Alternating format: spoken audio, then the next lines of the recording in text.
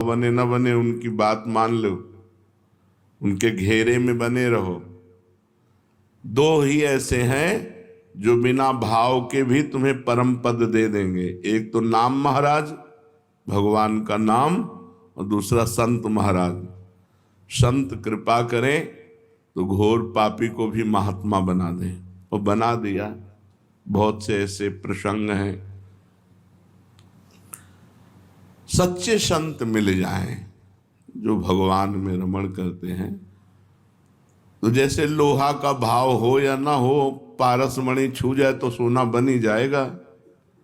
ऐसे हमारे भाव हो या ना हो, संत मिल जाएं तो हमारे अंदर के दुर्गुणों का नाश हो ही जाएगा, और हम स्वर्ण की भांति चमकने लगेंगे, सद्गुण संपन्न हो जाएंगे।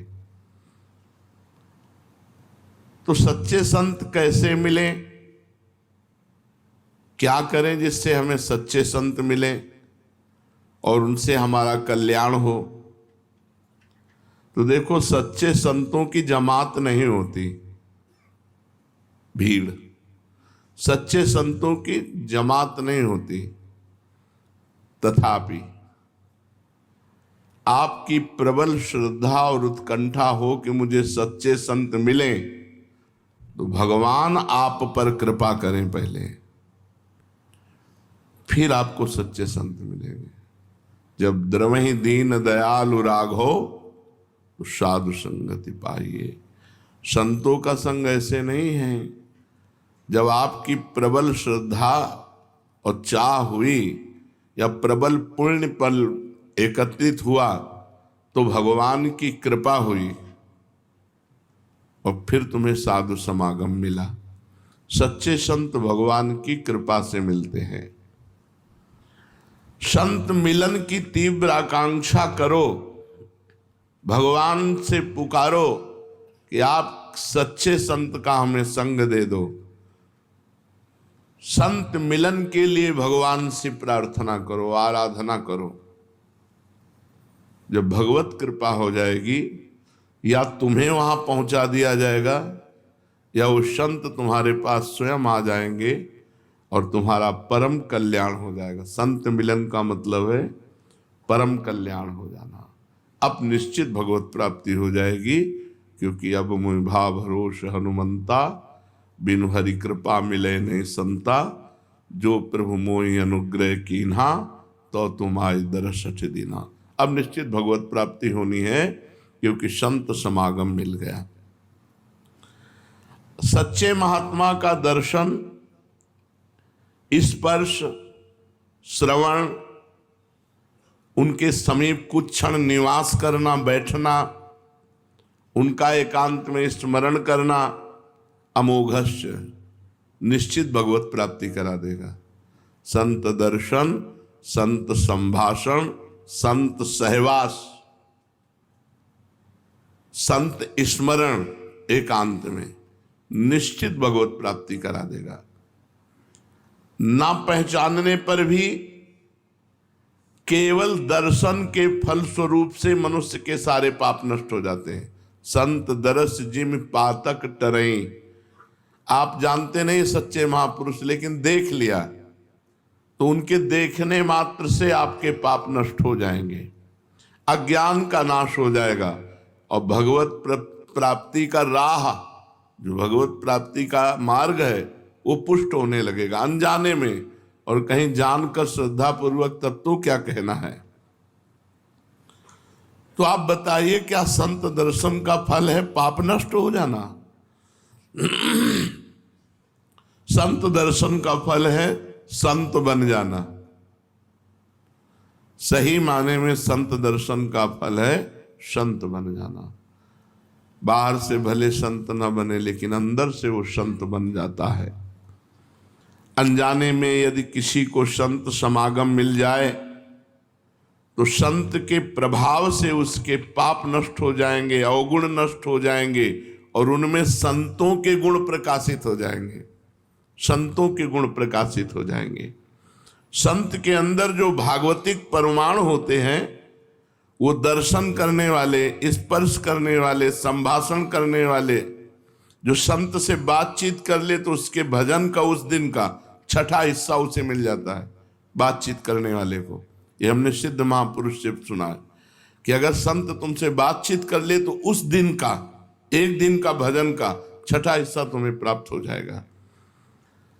तो संत के अंदर जो भागवतिक परमाणु होते हैं वो उस काम करते हैं।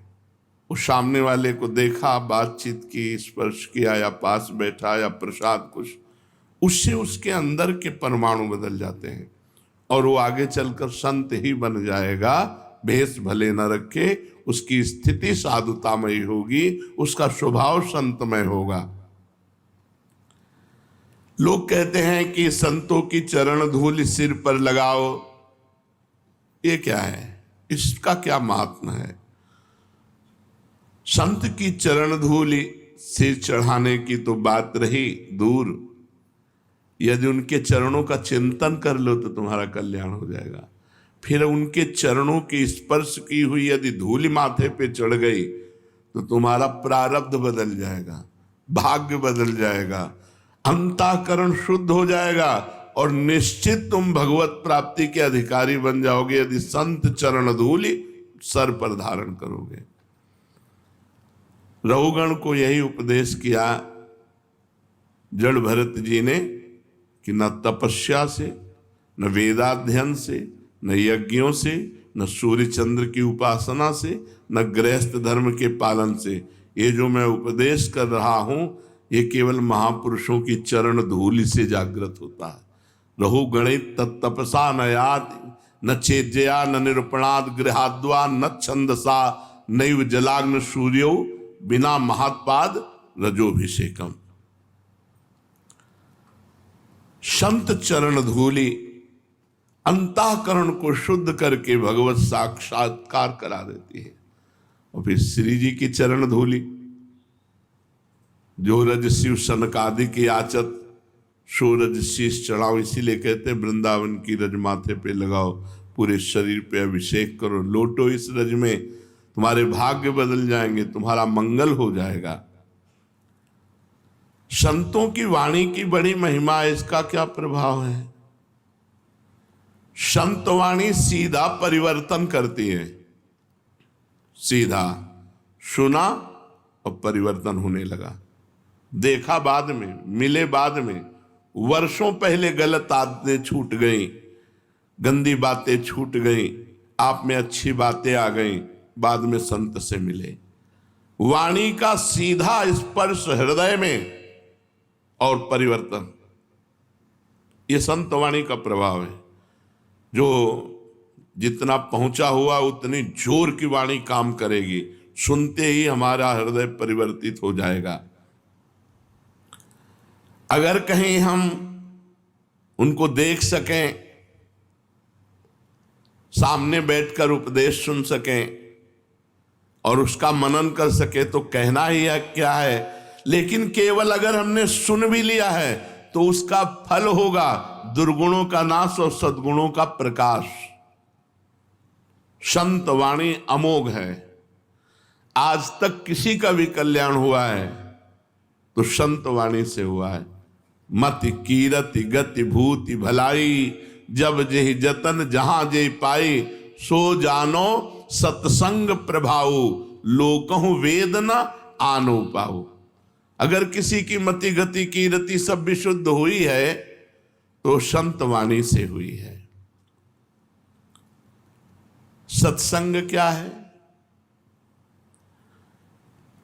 जिन भोगों से हमारा अंतःकरण मलिन हुआ, दुष्ट विचार हमारे हृदय में आते थे, उससे हमारा अंतःकरण मलिन हुआ। सत्संग की पहचान है कि तुम्हारा मलिन करने वाला अंतःकरण के जो भोग हैं और जो दुष्ट विचार हैं उनका नाश हो जाए तो आपका सत्संग हुआ, नहीं तो बत्संग है। सत्संग नहीं हुआ वो बत्संग है, वो केवल बातें हैं।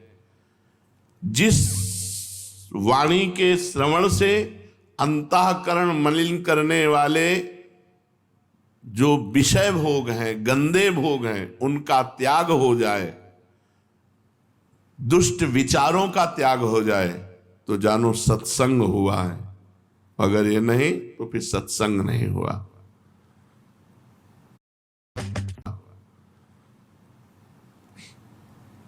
विषय और भगवान, एक तरफ भगवान एक तरफ विषय। माया का प्रभाव, भगवान का विस्मरण, विषय का स्मरण। सत्संग का प्रभाव, विषयों का विस्मरण और भगवान का स्मरण। हमारा प्रभु के साथ सत संबंध है, उसी में स्थित हो जाना सत्संग है। मैं भगवान का, भगवान मेरे। सत्संग का फल क्या है? अंतःकरण को बिगाड़ने वाले भोगों का त्याग, दुष्ट विचारों का त्याग और भगवान से अपनापन हो जाना। मैं भगवान का, भगवान मेरे। सत्संग का स्वरूप क्या है? इसके दो स्वरूप हैं। एक जो अंतःकरण की शुद्धि में कारण बनकर मोक्ष की प्राप्ति में साधन रूप होता है, ये उपदेश से होता है।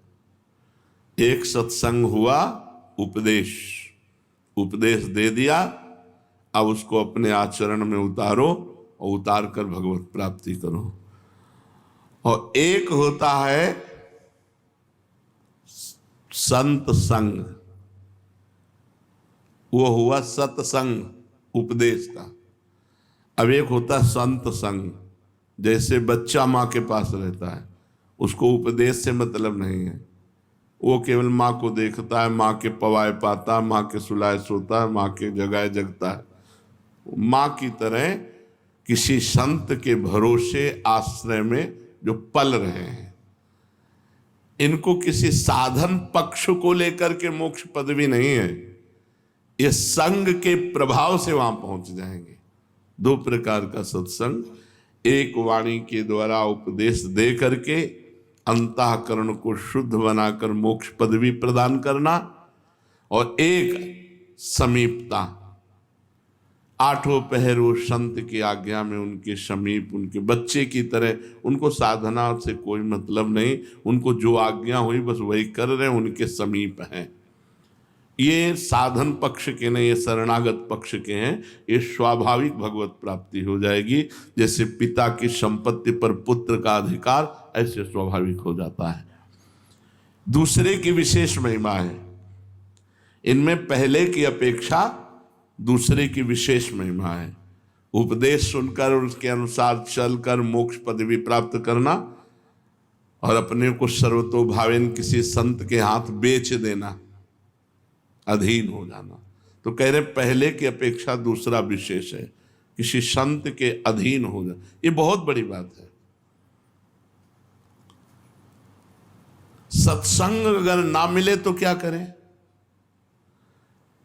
बड़े सौभाग्यशाली हैं जिनको सत्संग मिलता है। सुतदारा धन लक्ष्मी पापियों के घर होए, संत समागम हरि कथा तुलसी दुर्लभ। ये साधारण बात नहीं जो बैठ करके आप भगवत चर्चा सुनते हैं।